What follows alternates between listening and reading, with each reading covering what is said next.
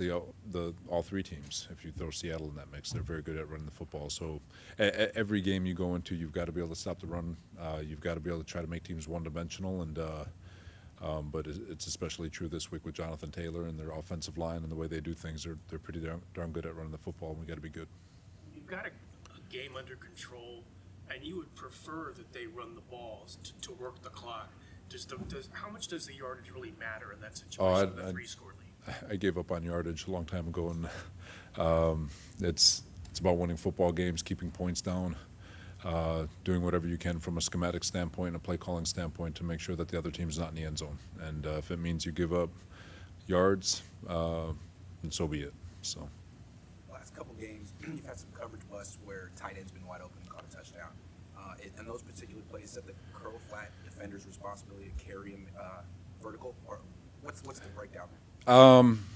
Schematic stuff. Well, everyone should know. We've got to do a really good job with communication in terms of shoving the coverage and getting the corner off of it and stuff. But it's definitely something that we got to improve on. Otherwise, teams are going to keep running it. So we'll be ready for it this time, Philip. Elliott doesn't get a lot of fanfare across the league. What does he mean for the defense and especially that run stopping? Jordan Elliott. Jordan Elliott. Yeah, he's a big body. You know, he's stout. He's got good short area quickness and good foot speed, and he's physical with his hands. And when he gets off the ball and he strikes and everything's aligned, I mean, he's pretty dominant in there. And so obviously having him in there helps big time for the run game. What did you see from Rivers? You know, it's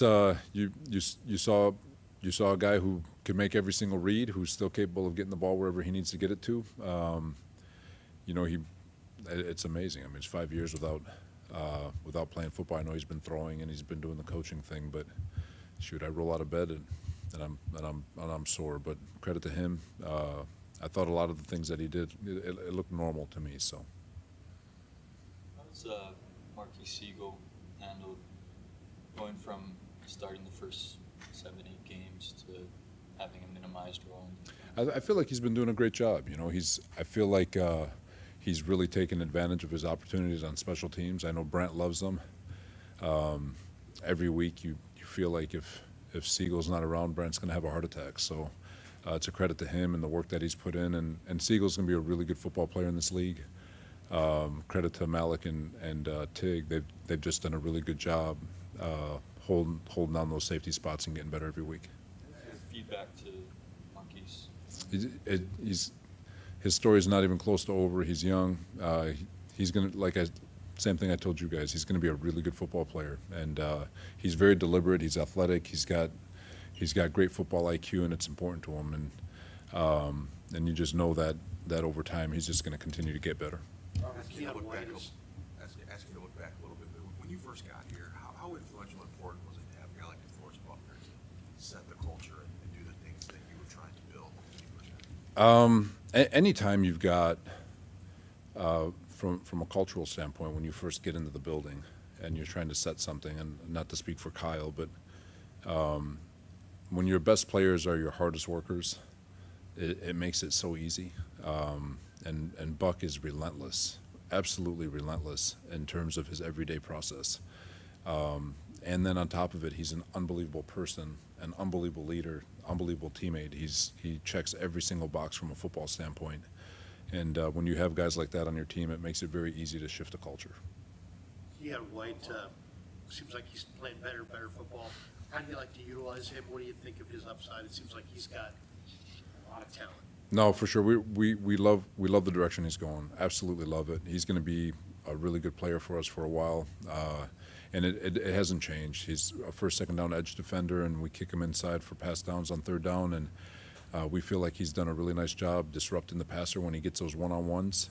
And hopefully when, as the group continues to gel and hopefully that accelerates and continues to get better, that he'll continue to get more one-on-one opportunities, which can result in the more wins. So.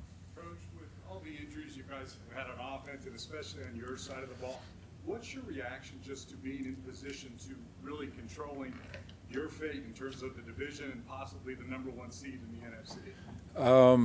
I think it's a credit to the locker room. I think it's obviously first and foremost Kyle and John and just the messaging that's been instilled in this group since the day we walked in here back in 2017.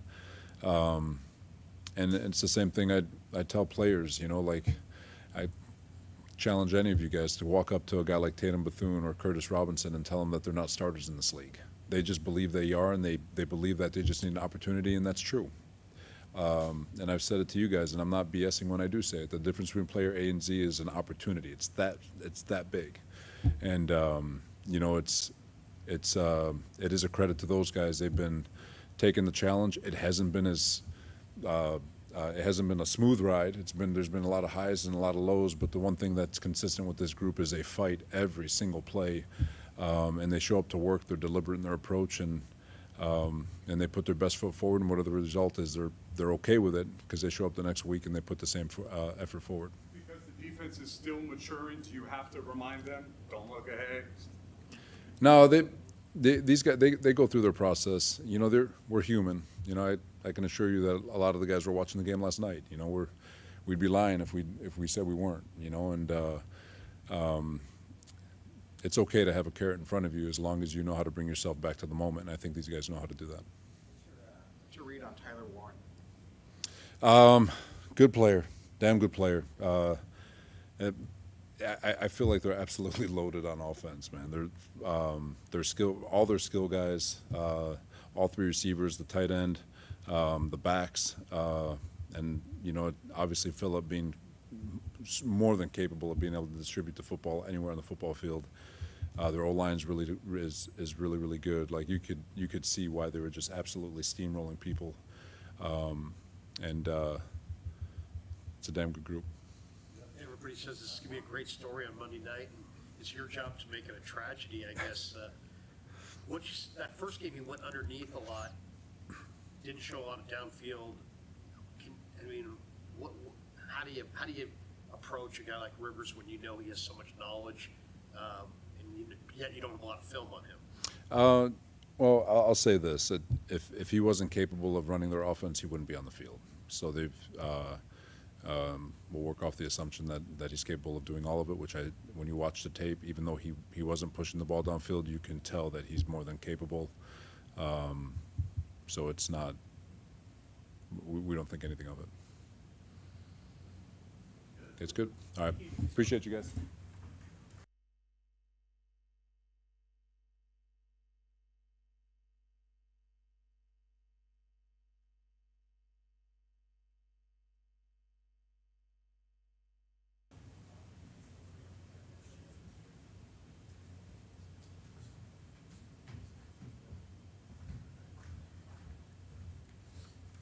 All right.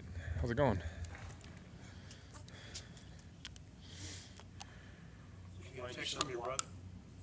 Go ahead. You get a text from your brother? I texted him. That was a pretty cool game. That was awesome. What a great game. So pretty happy for him. Although Did you even get to see? I had it on. We were doing third down and just had it on in the background. And towards the end, couldn't take my eyes off of it. So it was a good game.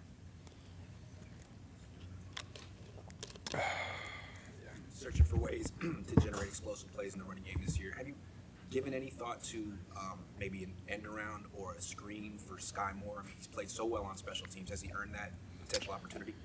Yeah, definitely. Sky's an explosive player. We've had stuff up for him. You know, just I don't think it's been called. It's definitely something that we talk about. We kind of have up week to week. Some of it's timing. Some of it's just finding the right time in the game to call it. So yeah, it's definitely part of the planning as we go through the week. And he's a guy that we definitely try to have those plays for. What's Baker look like in practice? So, he had a pretty good college career. Who's that? Javon Baker. Oh, yeah, sorry. I was thinking of thought you meant Baker Mayfield.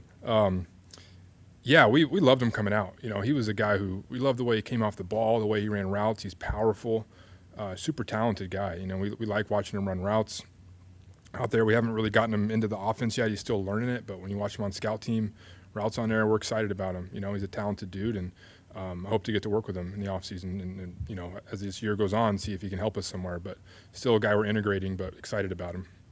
Not many teams that could have a backup quarterback start as many games as for you guys and still be in the position that you're in. How did Brock and Mac help each each other, both, you know, in game, but also maybe in the meeting room, things like that? Just what have you seen in terms of the way they've interacted? Yeah, I think Brock's role is just really of helping Mac understand how we go through the process of our game planning week and kind of the steps along the way, and kind of sharing probably his experience about how he prepares for the week, for how we put things in, how we kind of go through each day. I think that helped Mac a lot, and then Mac just being around, for that part of the season and seeing Brock go through it. Those guys are just good friends. They support each other. They're good teammates. Mac's a pro. Like, he's a guy who's just here all the time. This guy, he loves football. And so there was no issue with him being ready and having his own process to prepare. So that's what it takes to be a good backup. You got to prepare like you're a starter, and that's what he did. How did you kind of just see them handle the situation? Obviously, and a lot of guys in Mac's position say, I played pretty well. I have a chance to keep starting here, but it seemed like he had no problem. This is Brock's job, I understand. Like, Yeah. How did that kind of land with you guys? No issues. Mac understood. He knows his role on the team. Was ready to go and play. And I know Mac probably wants to play. That's why he's a good player. But he's here to support the Niners and be a teammate, and that's what he did. There's been no issues there. And I know Mac's competitive and he wants to play, but he's going to do whatever it takes for us to win, and that means supporting Brock and helping us win games that way. So. I think Pooney seemed like he started the season a little rough, and he's been on an ascending play.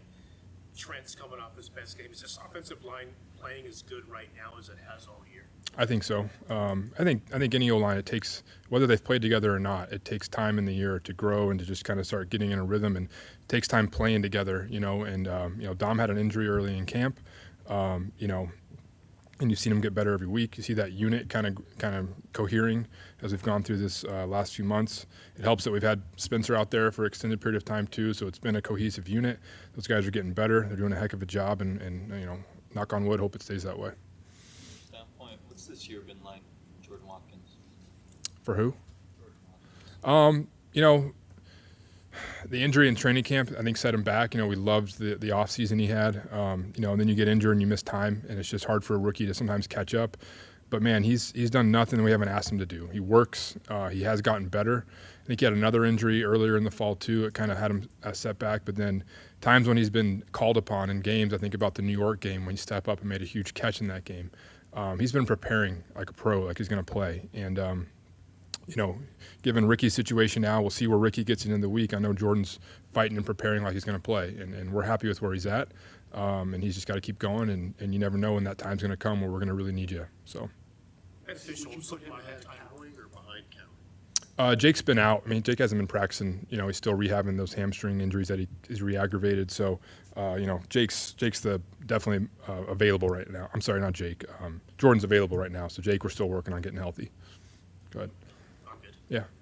What makes Sky more unique, dangerous as a weapon, as a gadget guy? He's got speed for sure. That's one thing. He's extremely tough. He's a guy who, you see it when he returns kicks. He's going to take hits. He's running fearlessly. And that's dangerous. He sees a hole, he can hit a hole. So, and that's, to me, that's the biggest thing. It's his mindset when he has the ball in his hand. He's not trying to dance around. He's taking yards, and that's what makes him a cool player to watch. You see a game like that when Brock obviously had some good games to get back, but see him do some of the improvisational stuff that he was doing running around. Does it make you feel better just about kind of where he is in terms of, like, he feels more like himself at this point? Yeah, I think Brock's natural way of playing is he's got confidence of moving around, making plays, and when you see him playing like that and he's having a good time doing it and he's extending plays, to me that tells me he's seeing the game the way he naturally sees it. He's not afraid to move around and run and throw the ball down the field when he's scrambling like he hit to D-Rob in the game. I think it just tells us he's playing into the right mindset and he's confident, and that's where we want him to be. So. What does Anarumo's defense look like? What's the challenge this week when you watch them? Yeah, huge challenge. Schematically, just a lot of variables with these guys. He's always been a guy who mixes it up. You never really know what you can hang your hat on with him. He's going to change it up, play a variety of coverages, do a variety of blitzes. Third down, never really know what you're going to get either. It's a defense where you got to prepare for a lot of stuff, and that makes it a challenge. And on top of that, they're good at everything they do. So it's not like, they're vulnerable in those areas. They're going to play sound coverages. They're going to get after the quarterback, and they stop the run. They're one of the top run defenses. So, this is one of the best defenses we've seen. It's going to be a huge challenge on the road with crowd noise, and we got to be at our best. We see that Brock Purdy can extend plays. He's very quick. Can he also read defenses like an old man? Like, would you give him the same compliment that you would give Phillip Rivers? I don't know what that means. Old man, you know, yes, Brock can definitely read defenses, and he does, and he works real hard at that, at preparing and studying defenses so he can anticipate, and that comes into play a lot during the game. But there's also instincts that need to kick in, and there's also times when you don't know what the hell the defense is doing. You got to play ball, and you got to react, and he's got that. And that's what makes him a special player. So I would say he combines the two things very well. He's going to try to diagnose and be as decisive as he can be based on what he thinks the defense is doing. But shoot, when the defense lines up and you're not real sure, you just got to go through your reads and play fast and make plays. So Is it harder to decipher what defenses are doing in terms of coverage pre-snap than it was maybe 10 years ago? I can't speak to that. I wasn't coaching the NFL 10 years ago, but I've studied enough to. I would say, yeah, it's harder. There's defenses and coordinators have gotten so good at disguising things, at combining coverages, pre-snap looks, and going to different stuff. You just see a lot of stuff. So yeah, it's harder. You still work at it though. You still work at trying to understand what's happening and try to minimize the variables in your brain. So hey, it's either this or this. You try to get to that point on every snap. Yeah, I think things have gotten. There's just things get added to the mix all the time in this league, and coordinators evolve, so it's harder. Guys like Tongas, Connor Colby, who were thrust into positions that maybe they weren't expecting early, and then the regular guys come back and then they take a step back. How valuable is that time they put in the bank as starters, like now, in case they're needed again? It's huge. It's you can't. I mean, that's really huge. You never know when those guys are going to be needed again. Someone like Jake, who's, one snap away from getting right back to where he was in terms of being a huge target for us. And it lets you know that he can do it. It's not too big for him. It lets you know he's a pretty darn good player, and it lets you know that he's developing into a guy who's got starter quality. And us having that confidence, it gives us depth.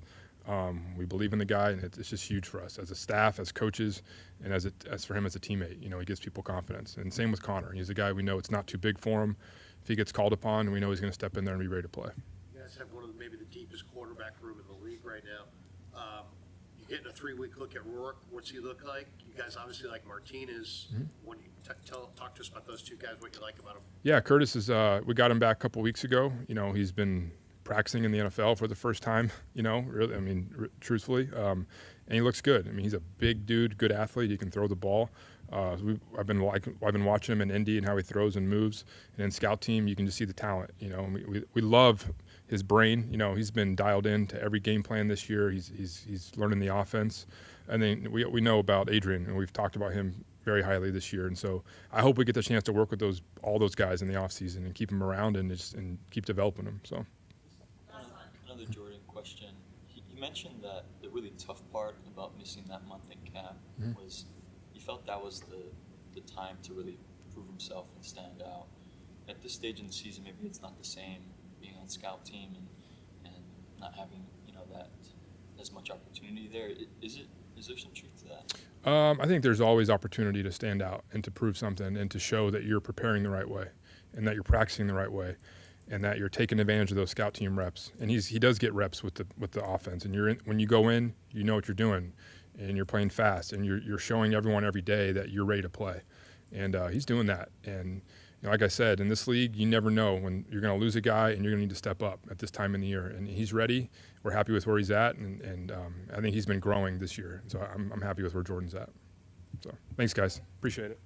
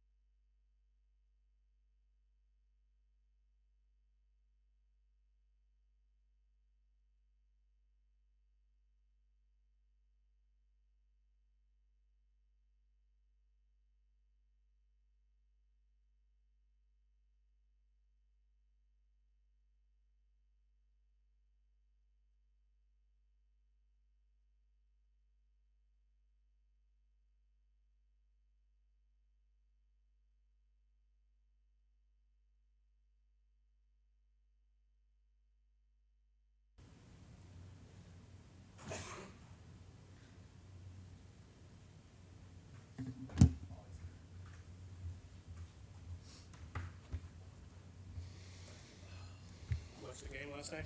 Yes. Yeah.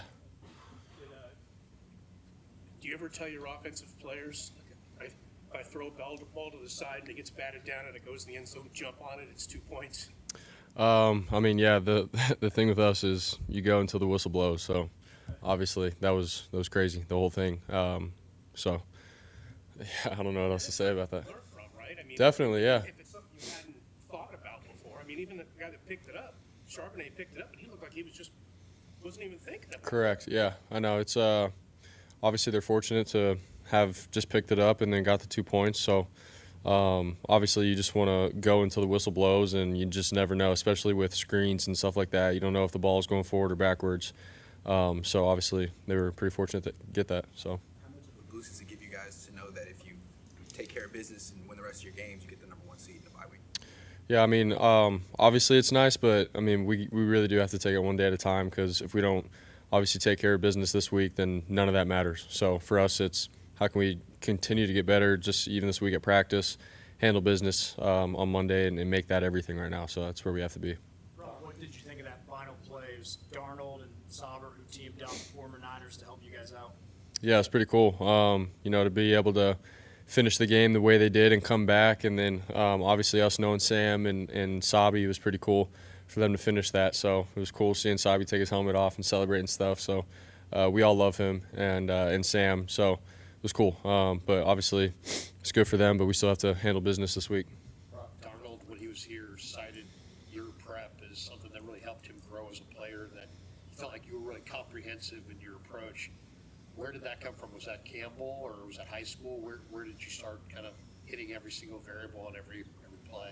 I feel like just growing up, every stage that I got to, high school, I think my high school coach did a great job with teaching me just playbook stuff and being detailed. And then getting to college, Coach Campbell and my quarterback coach, Coach Gordon, helping me with my footwork and everything being timed up with my feet. And then coming here into Shanahan's offense and learning from obviously the guys ahead of me, Trey, Jimmy, Nate Sudfeld, and then being coached up by Greasy and Kyle. So like just all of those things together, I feel like sort of just have allowed me to understand the position of quarterback and what that entails, and the mindset, the studying, the prep, the footwork, all of that put together. So, and then when Sam came in, dude, he helped me too, just with his experiences and everything. So it was a cool year that we had together, and it was cool hearing him say, he took some stuff away from my prep and the things that we did as a quarterback room that year.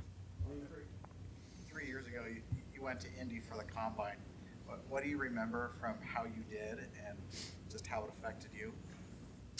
Yeah, I mean, I'm not a guy that's going to really pop when it comes to the testing and all that kind of stuff. So to me, that was that. But I remember just being in there throwing and stuff and being like, dang, this is pretty cool. Like as a kid growing up, watching the Combine and stuff, Lucas Oil Stadium in Indianapolis. And I don't know, I thought it was like just a surreal moment. But, more than anything, I just wanted to opt with the NFL team and to go from there. So I'd be able to go back there Monday night, and actually play a game there this time would be really, really cool for me. So just little moments like that you got to appreciate as you go in your career. I know you're not studying Phillip Rivers, but as a fellow quarterback, how do you explain what he's pulling off at his age, given the layoff he's had? It's insane. To be able to basically cold turkey it and come back 5 years later and to complete passes and go through an offense and compete and have his team in position to win games. Like, dude, that's insane. And especially, for how physical the game is at quarterback. Like, people think, the quarterback doesn't get hit. Like, dude, you're dropping back and you're getting hit after throws, and you got to scramble, throw the ball away, and take a hit, and then get back up and jog back to the huddle, say the play. Like, all those little things that you don't really think of, to be able to do that at that age with that amount of time off and come in and compete right away, man, is very impressive. So he's a Hall of Famer, and to be able to go up and compete against him, it's going to be an honor. So we all respect the heck out of him. See yourself playing the NFL when you're 44? We'll see. You got to take it 1 year at a time. What stands out about the Colts defense when you watch them? Man, they do a lot.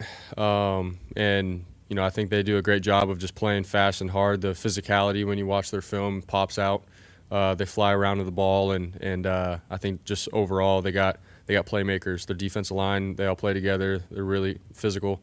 And then the guys outside of that, man, they're flying around and they make plays on the ball. So this is a defense that you can't slip up on, you can't take a breath on for one play. Like they'll expose you right when you think you got it. So it's going to be a 4-quarter game of being disciplined and attacking when we need to attack, but we respect the heck out of him, and what their D coordinator has done wherever he's been.